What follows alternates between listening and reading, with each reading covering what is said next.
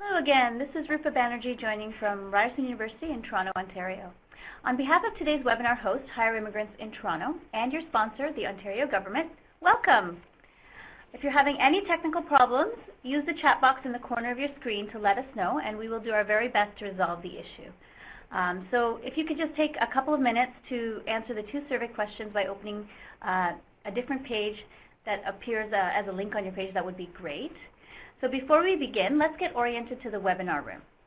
In the corner of your screen, you'll find the chat box, which you can use to share your comments with us. So feel free to submit your comments at any time, but do save your questions for our presenters for during the question and answer session. We're going to hold that at the end of the webinar today. Of course, the more participants we have, the livelier our discussion will be, so I'd like to encourage everyone to participate. Today's webinar will also be recorded, and the video will be uploaded to our website, hireimmigrants.org, along with any other related resources. So take a look at the link and make sure you share it with your colleagues and networks. We want to get this out as widely as possible. So we are going to begin right now. Depending on where you are, I want to extend a warm good morning or good afternoon. So thanks again for joining us today for the webinar, Overcoming Hiring Bias, Strategies for Inclusive Recruitment. So once again, my name is Rupa Banerjee. I'm an Associate Professor of Human Resource Management at the Ted Rogers School of Management at Ryerson University. It's my pleasure to host today's webinar on behalf of the Hire Immigrants program here at Ryerson. So Hire Immigrants is based out of Ryerson University in Toronto, and it provides a platform for employers and stakeholders in both the for-profit and not-for-profit sectors to find and share practical solutions to the types of challenges that we're going to be talking about today. Sponsoring today's webinar is the Government of Ontario, which has been a valuable public sector partner that's committed to finding solutions to the integration and employment challenges that newcomers and immigrants face. So today we are joined by two HR experts who will share with us how to address and overcome unconscious bias throughout the hiring process and offer some best practices that I hope that you can apply to foster inclusive work environments. So Sneha Kile is the Managing Director of Blue Tulip Training. Sneha specialized in diversity training and management and leadership consulting in the UK and internationally.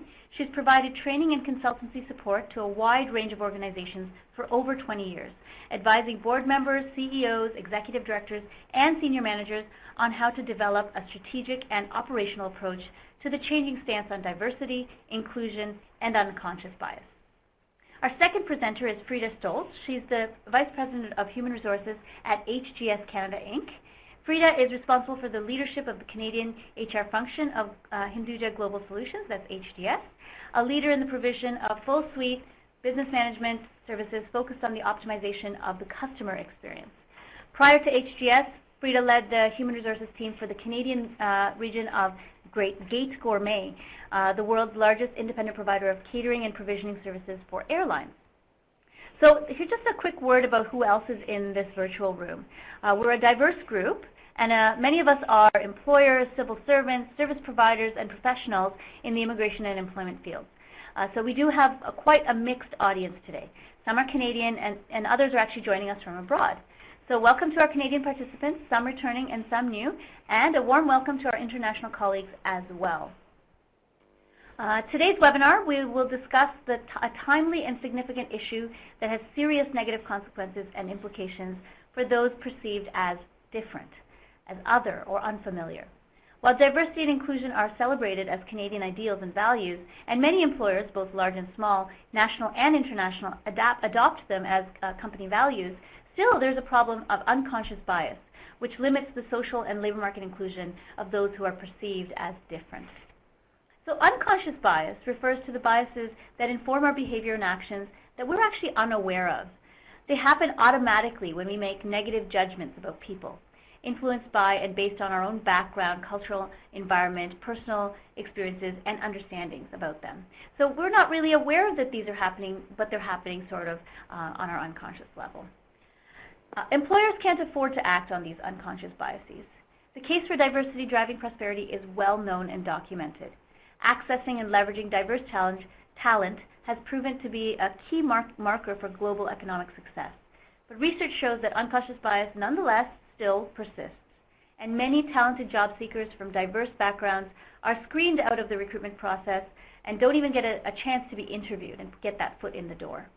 Whether it's their perceived foreign-sounding name or internationally obtained credentials and education, many qualified people are excluded from employment opportunities because of this unconscious bias. So before we hear from today's presenters, I will provide a very brief overview of the findings from a new research study on hiring bias that I and colleagues from the University of Toronto recently published and was first released at the Hire Immigrants event called Confronting Hiring Bias, an Interactive Discussion. So then we will briefly hear from each of our presenters, and hopefully we'll have a really lively, moderated conversation and open it up for questions from participants. So, as I mentioned, myself and two colleagues from the University of Toronto did a research study to look at whether employers, and certain types of employers in particular, actually exhibit unfair hiring practices, particularly in the very first stage of hiring, which is the interview stage.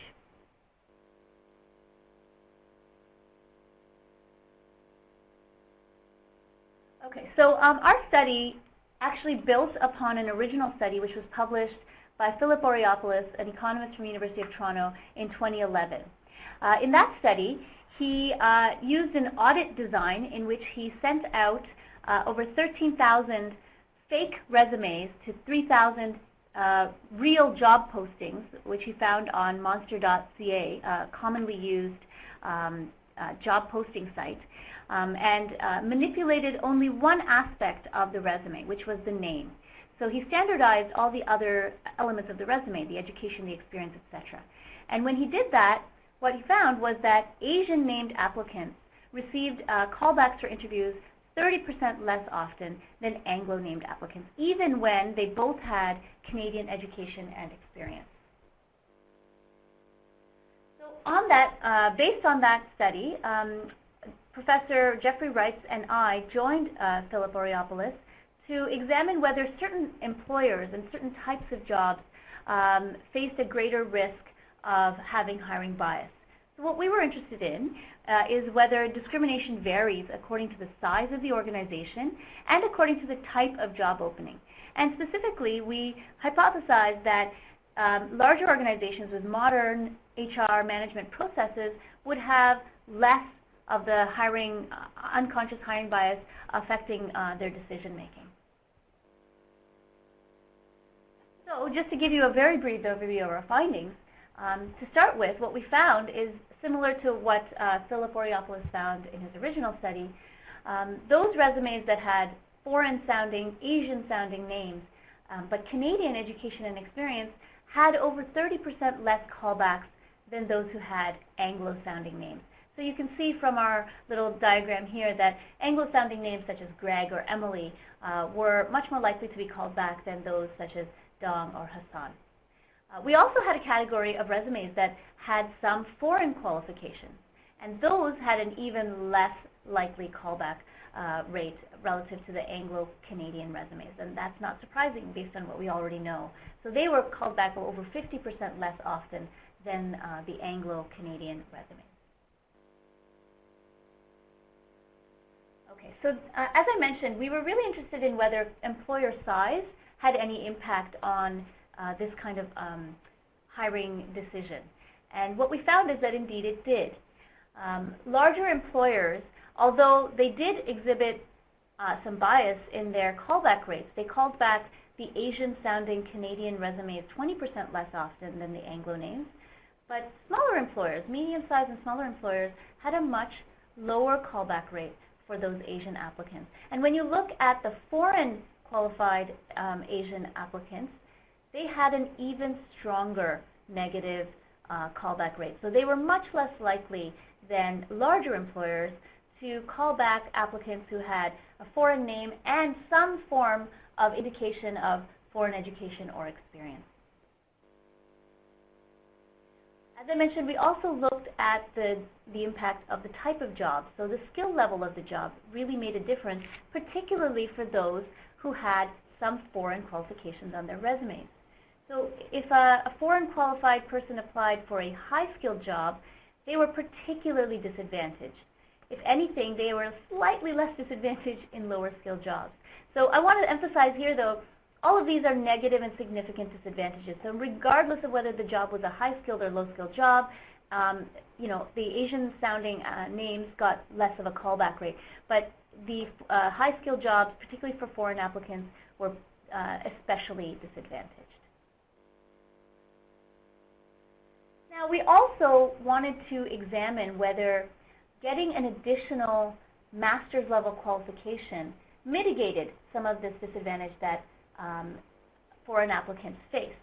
So we actually examined, only for high-skilled jobs, those who had obtained a Canadian master's degree. So again, this is all an audit design, so those who have been deemed to have obtained a Canadian master's degree on their resume, to see if that Canadian master's degree overcame the disadvantage that was posed by that foreign name. And what we found is that in large organizations, for those who have fully Canadian qualifications, in fact, there is a slight advantage.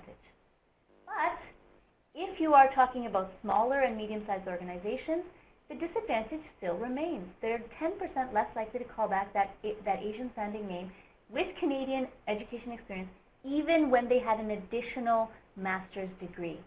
And for foreign qualified applicants, this disadvantage was much greater.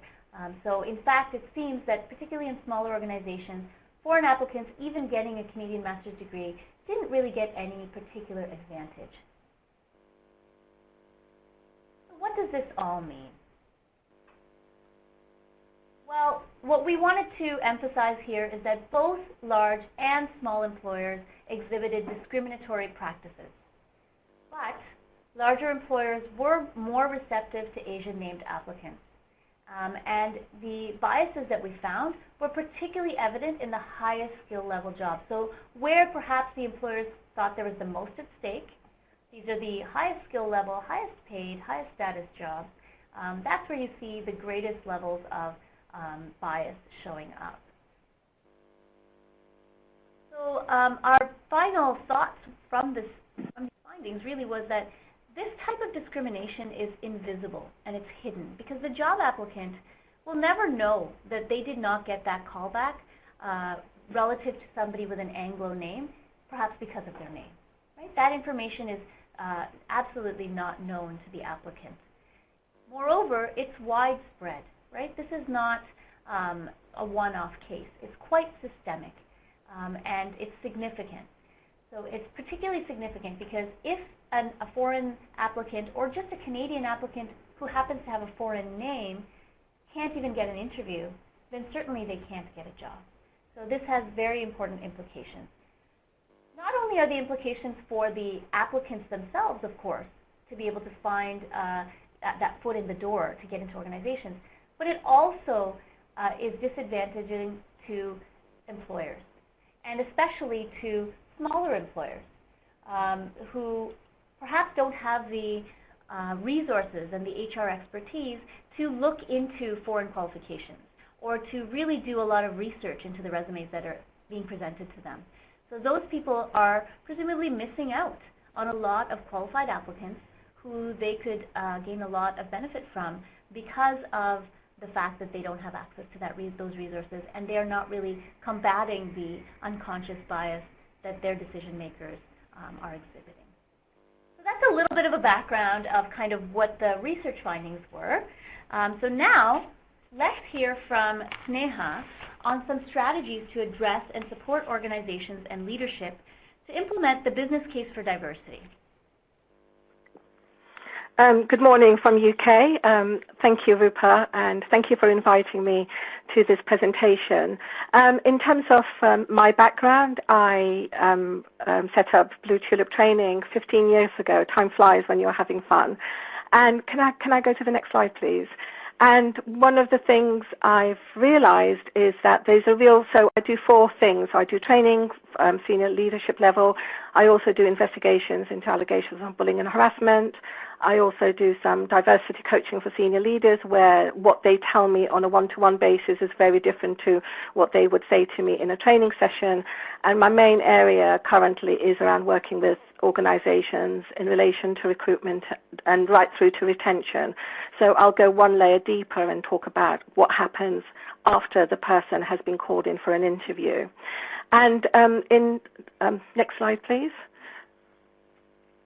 In terms of, these are some of the organizations that I've worked with, and for those of you who don't know, there's some manufacturing organizations, it's finance, some London School of Economics, publishing. So I've worked with a variety of organizations, and the logos I have does not represent what I'm going to be saying next, because what I have noted and noticed over the years that there is a spectrum of types of organizations, and the first one is where some organizations get caught up with, I need to do diversity, I need to do inclusion, and because they've been told to be held accountable either by the government or because of the staff surveys.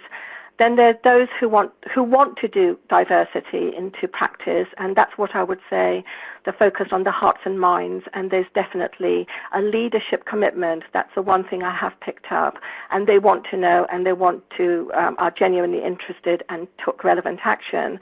And then there's another group of people, organizations that I've worked with, where there's almost a petulant resistance to diversity, where they're genuinely not interested, they're resisted, and they found excuses. And overall, what these organizations who have the petulant resistance are not quite taking on board the creative angle of having a diverse team, and that there genuinely is a war for talent out there. And coming back to the leadership commitment, one organization I worked with, they have a wonderful quote for their recruitment practices, which is no excuses, only excellence. And they're not just talking about the caliber of the candidates, but only excellence in terms of the recruitment processes, which I think is very important. Next slide, please. People have often come up to me and said, what do we mean by diversity, and what's the difference between diversity and inclusion? And the quote that's being used quite extensively in UK at the moment is a dance metaphor. So diversity is about inviting people to the party, and the inclusion angle is, but who are you going to ask to dance? And in a way, you may invite people to the interview, but is there some resistance because of the names? And would you necessarily invite somebody to dance because a person has a Muslim name? And the argument is, I'm not sure whether this person would dance or whether the person is in a same-sex relationship. Not that you would see this in applications. But what I have noticed is if diversity is inviting people to the party and inclusion is who are you going to ask, in between, the unconscious bias is very much the bridge in between. And the bridge in between is what I would call the discomfort factor. And sometimes the discomfort factor is, I really don't know what to do with difference, or I don't know how to behave. And if that's the case, then I'm not sure whether I would want to interact with your difference. So those are one of the things that I have picked up. And when we are talking about recruitment onwards, next slide, please. When we are talking about recruitment, there are 4 aspects for consideration. It's advertising, application, getting into the interview room, appointment, and introductions. How are people introduced when they start a job? And then there's promotion and retention, and that's kind of the cycle that I'm focusing on. And one of the key things that I've used is where I was involved in some work with the BBC recently. It's a program called Inside Out, and we had quite a lot of discussions about doing a similar survey to what Rupert has done. And what we recognize is that in terms of advertising, we were very clear, was there a difference in the jobs being promoted, whether it would have a foreign name, especially if the job is linked into what we would call the customer-facing role. And what became apparent is, were there some concerns that would Mrs. Smith or would Mrs. Jones go somewhere else for business rather than interact with somebody who's black or an Asian person, or a black and Asian person with a foreign name. So those are some of the things that were considered. And the bottom line is, what are you advertising? Where are you advertising? How are you advertising? And does it include the word of mouth concept? And some organizations have looked at putting together focus groups in their organizations to ensure that the wording for their job adverts are inclusive and attractive. So that's kind of happening a little bit more. It's really interesting that with Ruperts research, we've got something very, very similar in UK where various research is done. So the work that I did with BBC, it was on a much, much smaller scale, where the callback for Adam was very, very different to the callback for Mohammed. So there has been similar research done in UK. And the next stage is about getting into the interview room. So next slide, please. So similarly, there's people chose Emily over Sangeeta, very similar, and then 54% of white applicants offered jobs compared to 29%, and the term that we use is Black, Asian, and minority ethnic. Next slide, please. And again, there's a reduced likelihood with Middle Eastern names, and there was some pressure with some of the candidates whether they felt obliged to whiten or anglicize their names, and when that was the case, the callback for these the whitened names was significantly higher. And what's also happening is some of the recruitment agencies that I've worked with, where they're saying we have a contract with an organization to find the right candidates, and some of the organizations have said, please don't send us anyone with foreign names. And what also comes about is when I've spoken to recruitment agencies, well, how do you manage that? They've said, well, we have to abide by that because we don't want to lose business. And what's the point of sending organizations, companies, CVs that they're not going to be looking at anyway? So there is a pull-push situation going on where recruitment agencies are saying the competition is very high for us. We have to abide by what the organization wants. And parallel to that, when I say, but what does that say about your business and what does it say about your organization? One recruiter very candidly said to me, you know, Sneha, I really don't sleep well at night. So there is that, behind the scenes that's been going on.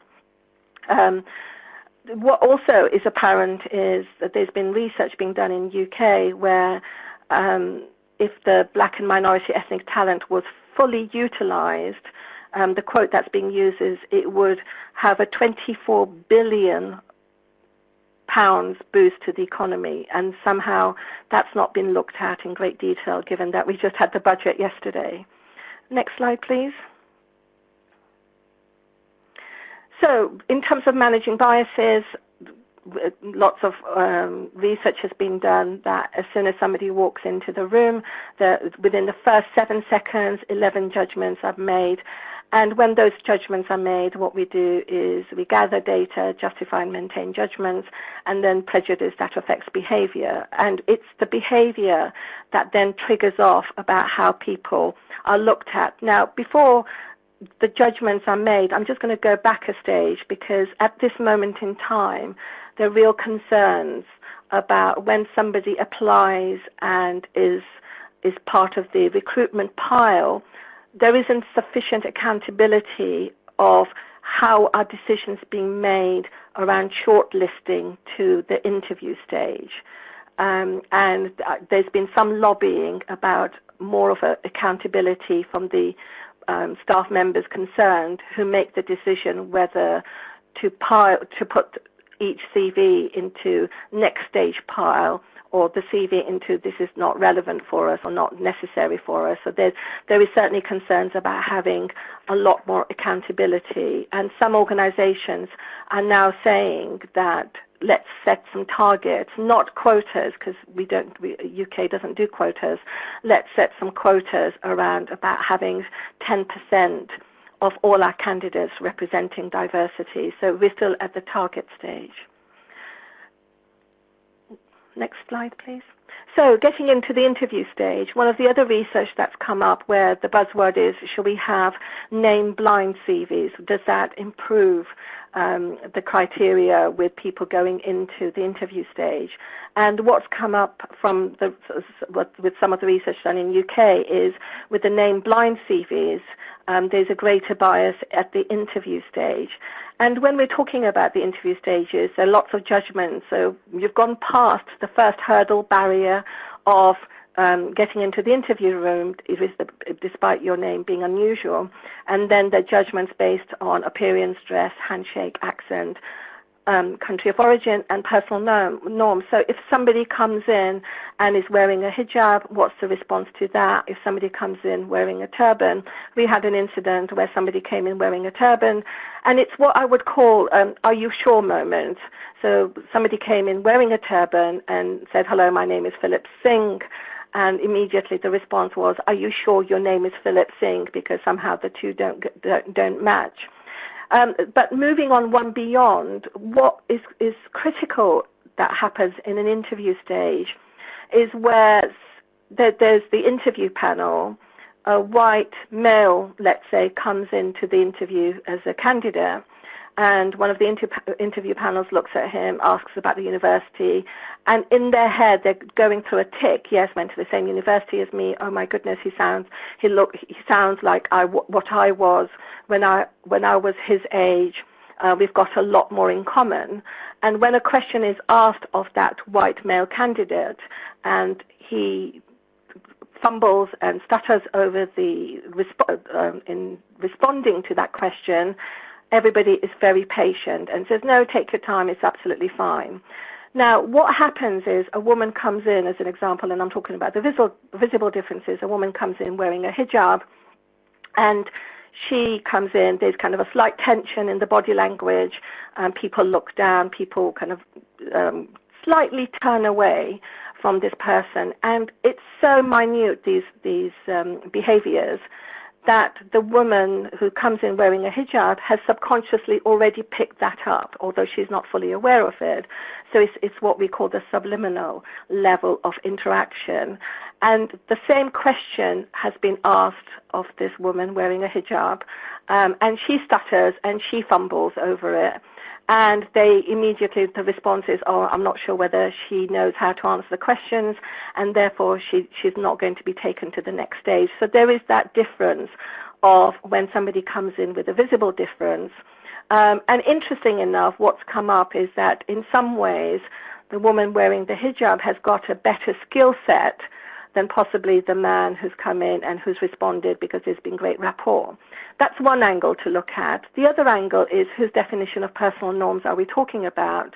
Because we had a situation where a woman wearing a hijab was asked a question, as part of the rapport building process, was saying, oh, are you fasting? Is Ramadan, are you fasting? The woman answered. She didn't get the job, and she then raised a formal concern saying, I didn't get the job because my difference was highlighted, and I believe that I was discriminated because I'm Muslim. And when we spoke to the interview panel, they said, oh, but we were simply asking questions to build up rapport. And sometimes highlighting the person's difference when the person is not ready, or where the person feels that they're being put on the spot, can cause a bit of discomfort. So it's worthwhile considering that everybody needs to be asked the same question, even when you're building up rapport. And then there's a lot of research being done that if you speak with an accent, the concept is that your level of understanding and your communication skills are not to the same standard as somebody else who doesn't speak with an accent. So those are the biases that go on in the interview stage. Next slide, please. This is a really good slide because it just highlights what's happening in terms of the fair selection. Because what's happening with some of the organizations I've worked with is, are people being passed over from interview stage to the next stage, where that their concerns raised around their race. And we had a case where a black woman, was passed over for promotion, and she raised concerns. She took it to tribunal in UK. She raised concerns, and when you peel back the layers, what came up was that the scores by the interview panel were not balanced. There was an inconsistency approach to the scoring. It was an all-white panel. And not only that, there was encouragement and support given to the white candidates, but there was no encouragement and support given to the black candidates. And as a result of that, she then took it to tribunal and she won her case. So, next slide, please. So the question that's been asked over and over again is, are you only seeking somebody who's similar to yourself? Because there are 2 points for consideration. One is, there is, we're focusing on the individual's concerns and the discomfort, but the flip side to that is, are you not recruiting people who are actually the best candidate? And one story that I want to share is a graduate with a very good degree went in for a job interview. He walked in, he was from an Asian background. He had a really excellent CV. He walked in, everybody was white, male, and much older. And he thought, as a candidate, I'm not sure whether this is the organization for me. And he declined the job offer. He'd already decided he didn't want it. So that's one angle of looking at it. But the other angle is where some managers are saying it's like going on a date. You just know and feel when you're compatible. And where some people have also used the term, could I spend 2 hours in a lift with this person? Oh, I'm not sure whether I can. I wouldn't know what to talk about with this person because he or she are so different. And therefore, I'm not going to appoint. So there is this pendulum of what the candidates are perceiving, because there is, they do have choice in appointments, but there's also pendulum from what the interview panel are considering. Next slide, please. So my theory is, it's what we would call the pendulum of the C factor, and the C factor is, on the one side, are you getting into the danger of overcompensation for somebody's difference, where you go the extra mile, as I've said, where they were trying to build up rapport with a Muslim woman, asked her lots of personal questions that she wasn't ready to answer, or do you go the other extreme where you show a complacency? So that's one part of the pendulum. The other part of the pendulum is, very, very simply, it's about having the courage, it's about having the confidence, it's seeking clarification, as in, am I on track, am I doing it right? And it's about recognizing that having a diverse talent of people does really ensure creativity. And fundamentally, we've gone beyond the business case. We've gone beyond about making profits. And it's much more about, does this sit tight? Is this our moral compass? Is it ethical?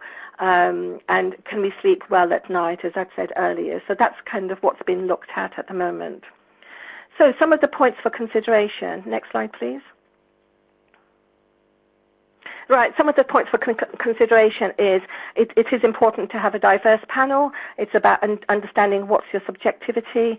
It's also about taking stock of any biases, and it's also considering the language patterns that are being used.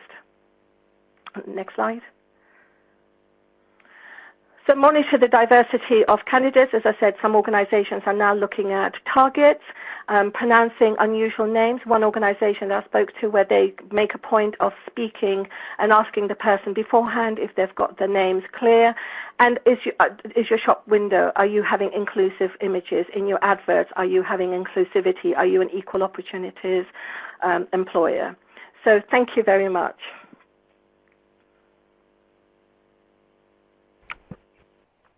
Thank you so much, Sneha, for sharing practical tips and strategies and some of the stories that you've experienced through your work, and discussing some of the things that actually are successful. So I'm sure a lot of the people in the room can kind of adapt some of these to your respective workplaces. So now we're going to shift to Frida and hear about HR strategies that can work for large employers. Yes, hello. So I have a fairly extensive background working for a variety of different organizations, some Canadian-based, some U.S.-based, some truly global. And a lot of these organizations have significant, frontline, very diverse, very largely dispersed populations of frontline employees. But of course, the challenge is much more a matter of when you look at the managerial population and when you look at the leadership, how diverse are these populations and how to involve more diversity in the hiring process. Next slide, please.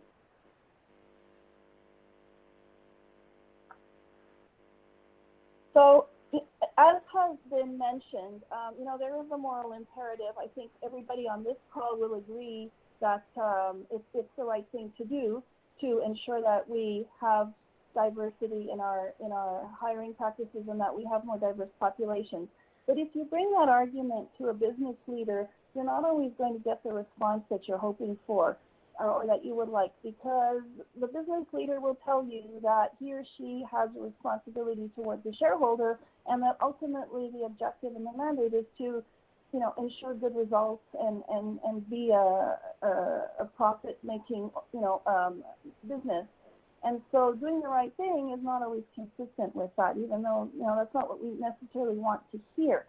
So I think the imperative on the human resources function and on the senior HR leadership is to present a business case for diversity. And in that regard, I'd say that the more information that you can bring forward to demonstrate the value add of having diversity not only in your front lines but throughout every level of the organization, and especially in the management ranks and in the senior leadership ranks, the more that you can create a business case, the more success you'll have. Frida, I'm really, really sorry to interrupt. I think we're having a little bit of difficulty. A lot of people are having trouble hearing you. So do you mind moving closer to your phone and turning up the volume? Sure. Thank you so much. Can you hear me better now? Yes, it's a bit better. The closer you can be to the mic, the better. Thank you. So again, back to this point of creating a business case for it. We have to understand that the world is changing much faster and much more fundamentally than it ever has before.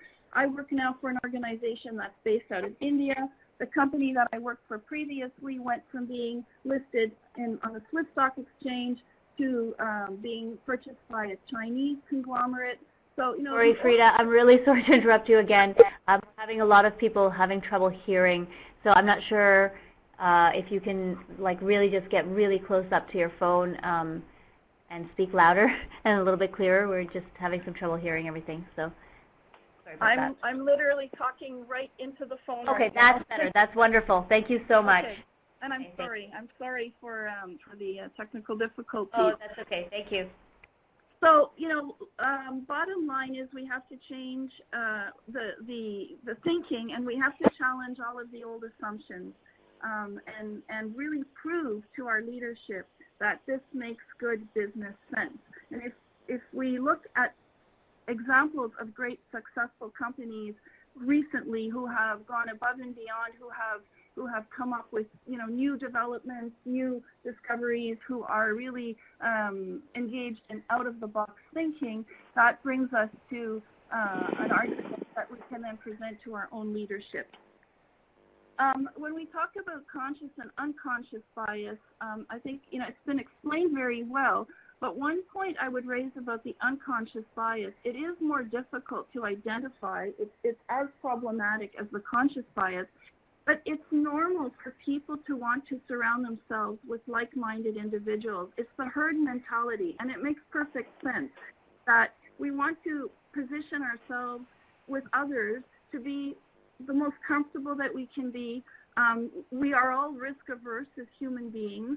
We like to, be in environments where we feel safe, and usually to be feeling that way, we want to be with other people in environments that are comfortable to us and that are familiar.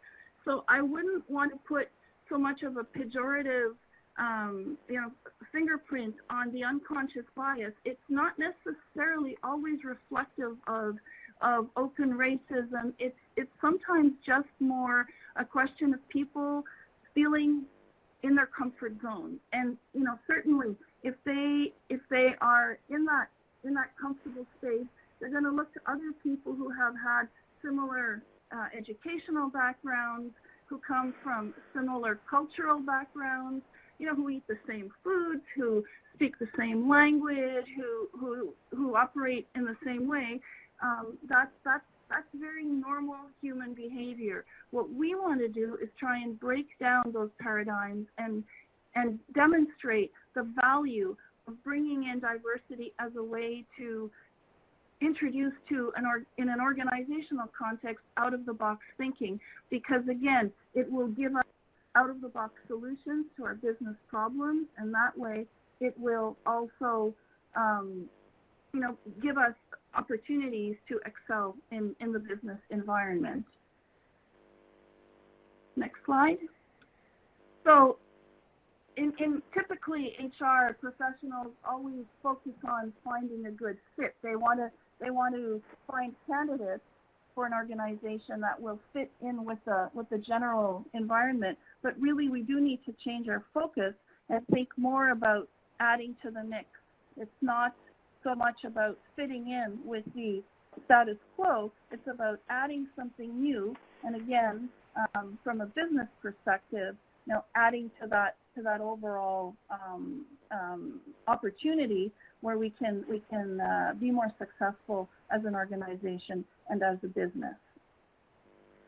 It's also about reflecting the population around us. So if we want to be customer driven as an organization, then we have to reflect our customers' reality. And increasingly, the customer base is international, it's truly global, it looks different, and it feels different, and it's constantly evolving. And so, again, we need to add to that mix. And if you think of an evolutionary context, what improves an organism's chance of survival in evolutionary terms is adding to the gene pool. So in the same way, I think we want to add to the gene pool when we bring in new employees and when we think about our sourcing strategy and our hiring strategy.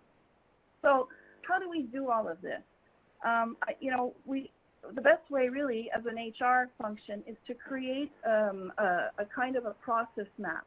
It can be concrete, it can be more fluid, but if you create very specific processes and you have the expectation that those are followed across the organization, then it's much more easy, and it's a more standard approach. You can then ensure consistency, and you can also ensure compliance to those processes. So I'd say the first thing that you need to look at is probably determining specific competencies for the roles, because if you're just focused on a standard job description, for example, you're not very precise on what it is that you're looking for. A job description really identifies what people are needing to do for the role, but if you're focusing on competencies, then you have a checklist, if you will, of what behaviors the candidates need to demonstrate, and also what they need to bring to the table in terms of very specific skills and very specific capabilities. So that would be one very critical component. And then you can also measure your candidates according to specific matrices and checklists. The other thing you want to do when you're sourcing is to cast a very wide net. If you're always going to the same destinations to bring in on people, you're always going to get the same kinds of candidates. By casting a very wide net and going to where, various sources of where you can obtain candidates, then you're more likely to achieve diversity in your candidate pool, and that will give you many more options. The other thing that you might want to consider is interviewing panels, because if you're involving more people in the hiring decisions and in the process of sorting through your candidate profile, you're going to get more input. And so ideally, as part of these panels, you're going to also want to have a variety of people making those decisions. So the more that you can perhaps rotate interviewees into that mix, maybe incorporating different functional areas within your organization, that will support this this opportunity. The other thing that you will probably want to think about is that people will be swayed by the opinions of others. So if you do institute a panel, then some people might be influenced by perhaps the most senior person on the panel who makes the decision to, withdraw some candidates from the list. So just be aware of that, and again, try and rotate the feedback that is given to ensure that it's not always hierarchically based. I would also suggest that you always want to get cross-functional input in terms of what you're identifying as are the requirements of the role and the competencies necessary, because if you're always looking to the same one or two people within a department, if there is that halo effect where people are looking for a certain type of individual that is reflective of themselves, you're not going to be able to break down that barrier. The other thing that you might want to look at is reviewing resumes according to pre-established criteria and rate the results consistently. So having that checklist of what the competencies are and then rating each resume according to those specific criteria. And then you have, scores at the end. And based on that, with your scoring, you can give everybody a more consistent chance, or there's a more consistent approach in terms of what you're determining are the critical success factors. I'm going to stop here for a second because I'm seeing comments. I believe the quality is still very poor. Yeah, I think a lot of people are having trouble hearing. I'm not sure. Are you on a speakerphone? Because maybe if you picked up the phone, it would be. No, I'm actually on a landline, and I've got it to my ear. Oh, things just cleared up. That's interesting. It's a bit clearer on our end too. So maybe we can just keep going, and hopefully it's clearing up a little bit. Okay, and I'm in a closed room, so I'm very sorry for this. Oh no, something just cleared up really a lot. So I'm not sure what happened, but that's good. It sounds better. Okay. Wonderful. All right. So that's all speaking to the the actual recruiting activities that you implement as an HR function. But there are also other things that I'd like to raise as opportunities within an organization. One of them is talent development within your company. Bringing in people from outside is one area where you're going to try and improve diversity and improve the quality of the mix. But you've also got internal candidates, and if you come from organizations like mine, where we have a very diverse frontline population, you want to give opportunities to those people to promote them.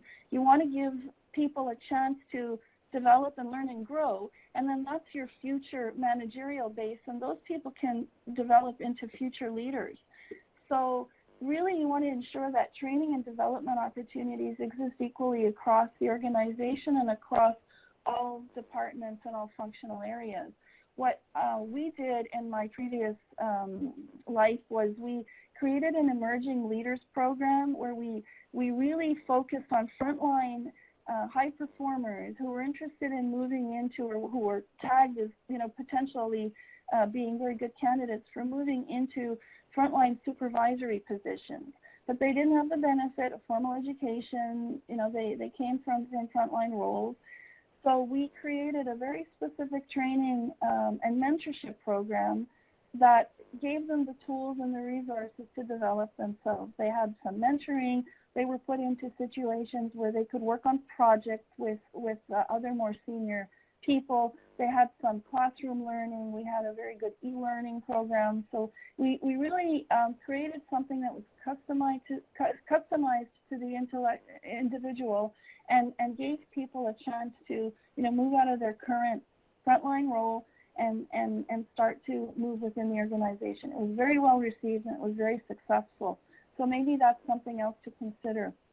The other thing is performance evaluations determine who moves ahead in an organization. So it's very important that you have very strict criteria for calibrating those evaluations across your organization. We all know that some people will give, everybody a great review, a great grade, and other people never want to give anybody, an exceptional grade. So you want to try and create mechanisms where you can calibrate results and ensure that everybody has an opportunity to be evaluated fairly, because those results then lead towards promotion decisions down the road. The other thing that you might want to do is introduce mentorship programs. So if you do have some senior leaders who are from diverse backgrounds and communities, those are people that you might want to tap on the shoulder to in turn mentor other individuals within the organization.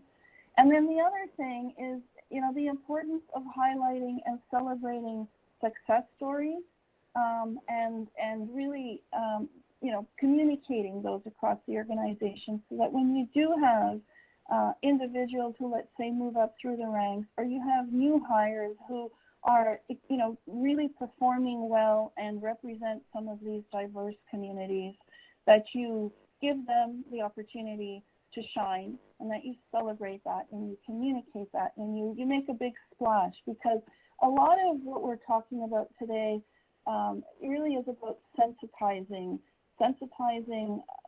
leadership, sensitizing managers, and creating a bit of a buzz.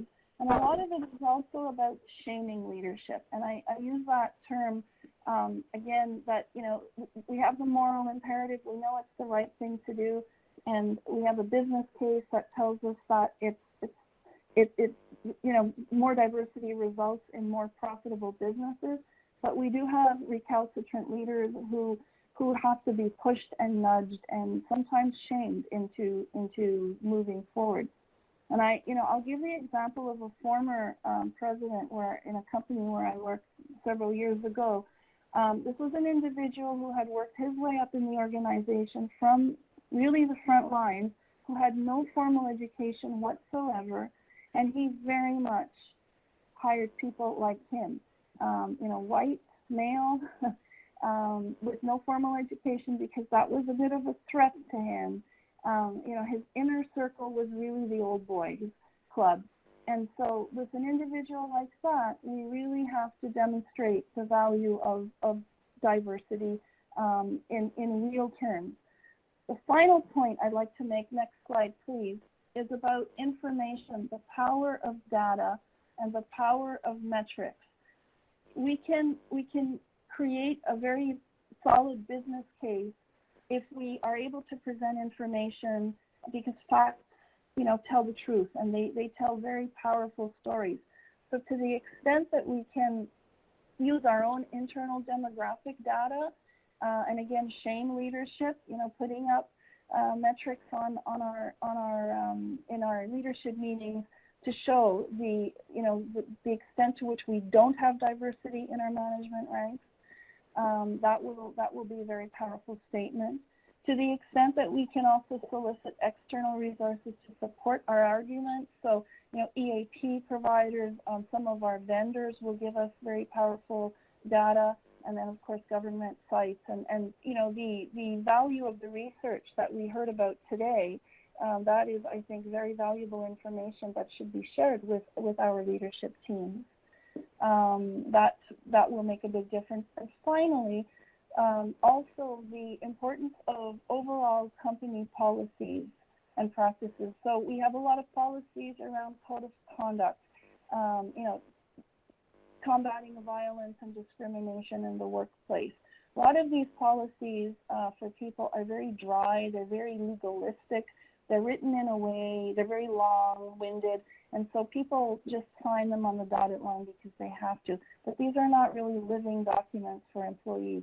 So to the extent that we can liven those policies up, to the extent that we can present them by training on them as well, so they're not just paper, but they're actually food for conversation and discussion, that creates that additional sensitization, and that, I think, makes it more of a living, breathing discourse and discussion, which will ultimately lead to changed behaviors. And that's it. That's all I have. Thank you very much. Thank you so much, Frida. And I'm glad we were able to work out some of those technical issues and actually hear your valuable insights. So we are going to actually move on into the question and answer session. And in the interest of time, since we're almost at the hour, we're going to go straight to audience questions. So if you have questions for our candidates, I encourage you to ask them now. And so we won't be able to answer all the questions, of course, but the ones that we can pick up and answer, we will take right away. We're also going to try and have this whole thing recorded and have an opportunity to also engage later on. So we'll take as many questions as we can right now with the little time we have remaining. So we'll go to our first question. While you're thinking of your questions, maybe I'll just ask a question. I've been kind of listening to these presentations, and they've presented a lot of really useful facts and really useful information.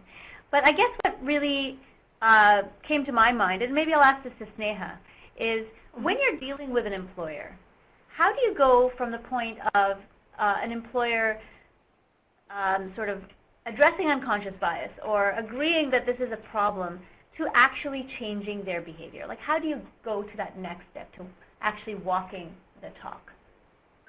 That's a really good question, Rupert. I suppose for me, the thing that I would really emphasize, as well as the business case and the moral case that I talked about earlier, it's very much about having processes in place which are informal and formal that would then look at issues of unconscious bias. In essence, what I'm talking about is having a cultural change in the organization where the unconscious bias element becomes a bit of a broken record. Where is the unconscious bias in this? Where is the unconscious bias?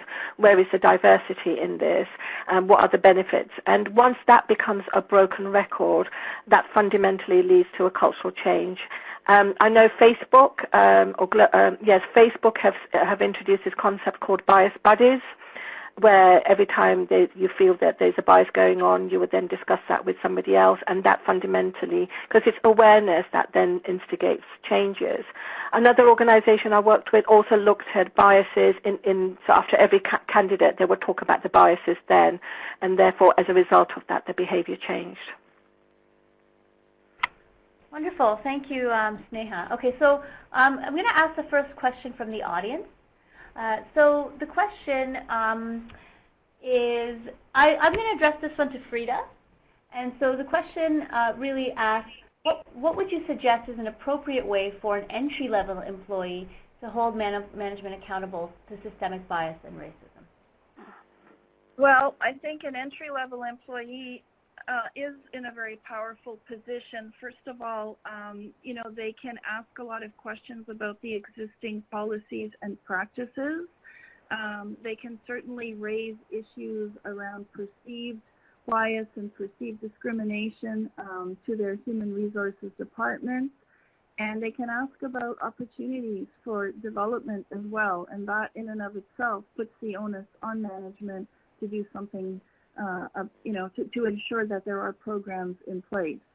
Also, working hard and being a high-performing employee in and of itself creates some internal pressure, because if you shine through your performance, and you deliver the results, then the business is likely to notice and is likely to do something to ensure that you continue to be able to add that value, and that creates a kind of a push from within.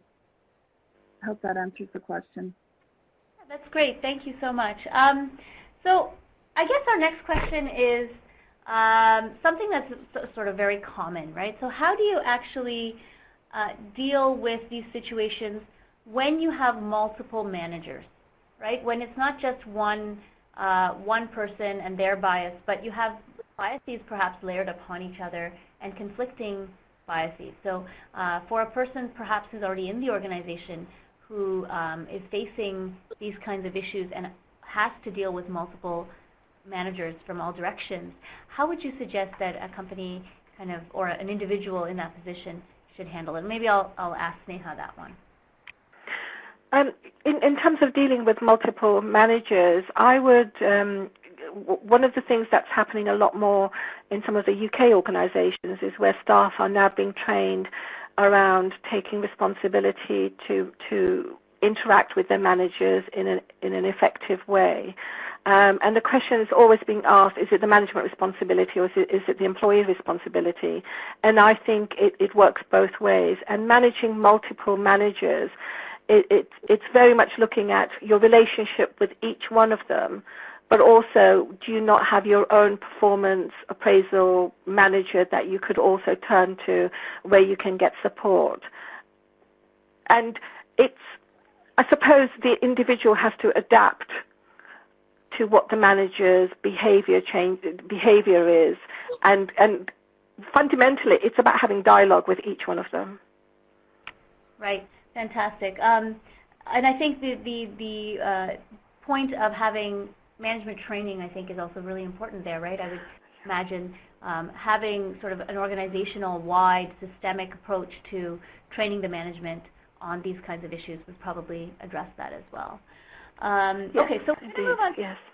Wonderful, thank you. So we're going to move on to another question. This one is kind of looking into the future.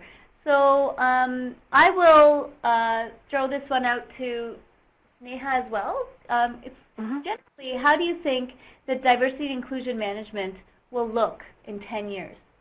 And moreover, how difficult is it to realize diversity if our current world politics kind of supports systemic bias? Right, so coming back to your question about how will diversity and inclusion management look in 10 years, it was really interesting. I went to a conference where the whole emphasis of the conference was diversity at board level, and I'm talking about race, black and minority ethnic representation at board level. And somebody asked a very pertinent question where they said, do you think we will be asking these types of questions 10 years later, in 10 years' time? And the response from one of the panel members was, I was asked that question 10 years ago. And I think it depends. With some of the organizations, I'm absolutely amazed about how quickly they've embraced diversity and they've really acknowledged the value and providing a customer service. With other organizations, I still feel sad to say, is it one step forward and two steps back? So having said all that, we also need to consider that we've got a new generation, the Generation X, Generation Y, where for them, diversity is not such a resistant thing. For them, it's much more about this is much more of a norm for them. Okay, wonderful. Thank you. Okay, so this next question is for Frida. So given the relative success of the Federal Employment Equity Act in Canada, in terms of banks and telecoms, do you think that a provincial level Employment Equity Act would address some of these issues that we're talking about and some of these disadvantages for minority job applicants that we were talking about? I'm not sure it would. I don't think always that compliance-driven policies necessarily lead to the kind of changes that we really want to see. Because at the end of the day, we want to ensure that we get the best applicants for roles. There is a very subjective element to that. And if you introduce it more from a compliance perspective, you're just checking off boxes. I think it's more about sensitization. It's about a change of culture. It's about evolving the conversations that we're having. I also think that in time, our organizational, when we look in the mirror, it's going to be very different because our society is changing, and as people work their way through the organizational mix, they're going to reach higher levels of positions where they're also going to then hire more reflective of the diversity that we're looking for. Thank you. I think that's a really practical answer. Okay, so the next question is for Sneha. What would you suggest to help managers and senior leadership become more aware of their cultural biases and to take strategic action to address them? I think it's two things that I would highly recommend and suggest. One is one-to-one coaching sessions, or what I call the diversity dialogues. My experience very much has been that what senior leaders are saying and managers are saying at a public level is still a bit of a front, a bit of a bravado, and a bit of a pretense with some of the managers I've interacted with, whereas when I see them on the one-to-one basis, they are very candid and sharing some of their own biases and their uncertainty about how to manage the biases. So that's one thing. The other thing, in terms of the strategic, it needs to go hand in hand very much with the values of the organization, and it's not just having a values or a mission statement, it's about how are those values implemented into action and what's the evidence of that. Fantastic, thank you. So in the interest of time, I think we're going to wrap up there. So I want to thank everybody so much for joining us today. On behalf of all of our participants, the Hire Immigrants team and the Ontario government, our sponsor, I'd like to thank Sneha and Frida for an informative session and exchange of ideas, as well as for the practical tips and solutions that they presented to us. So thank you so much. Once the webinar recording and downloadable resources are available, you'll be notified by email. And these resources will be available at the Hire Immigrants website, www.hireimmigrants.org. Please bookmark the page and share it with your colleagues and networks. I think one of the most important things here is to spread the word. If we simply talk to those of us who are already convinced of this issue as being important, then we're simply an echo chamber, and we need to spread the word to those outside and our colleagues who can really benefit from this. To our audience in Canada and beyond, please stay connected. Finally, before I let you go, our team values your feedback, and we'd like to hear your thoughts on today's session. So please don't forget to complete our online evaluation by clicking on the link on your screen or in your email. So that's it for our webinar today. Thank you so much, everyone. Goodbye, and enjoy the rest of your Thursday. We'll see you next time.